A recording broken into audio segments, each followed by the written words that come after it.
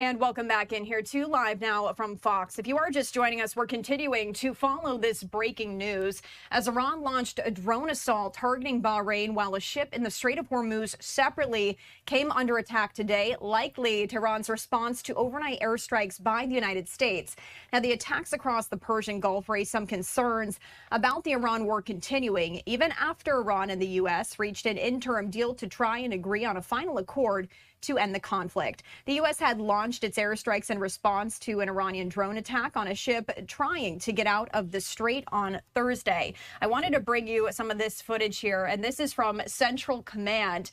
Along with this statement that read, U.S. Central Command forces conducted strikes against Iran June 26th as a powerful response to yesterday's attack on a commercial ship that was transiting the Strait of Hormuz.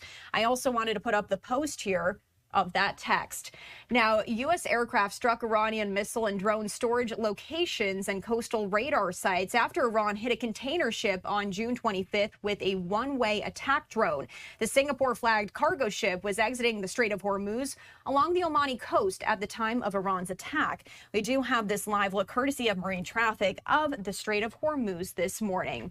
Now, meanwhile, today, a multinational maritime body overseen by the U.S. Navy said that it would expand a route near Oman in the strait to allow for both inbound and outbound traffic. Iran targeting Bahrain likely was not coincidental. The kingdom has been one of the strongest critics of Iran and is home to the U.S. Navy's Fifth Fleet. And if you remember, it just hosted U.S. Secretary of State Marco Rubio for a meeting of the Gulf Cooperation Council's foreign ministers, which ended with a call for an end to Iran's attacks and the strait to be completely open.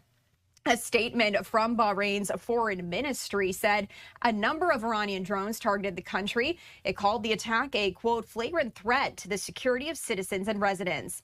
Iran's paramilitary Revolutionary Guard earlier today issuing a statement carried by the state-run IRNA news agency saying it had targeted several locations, quote, of the U.S. terrorist army in the region. It did not name what areas were targeted. Now, the U.S. Military Central Command said the military struck Iranian missile and drone locations and coastal radar sites in the overnight strikes.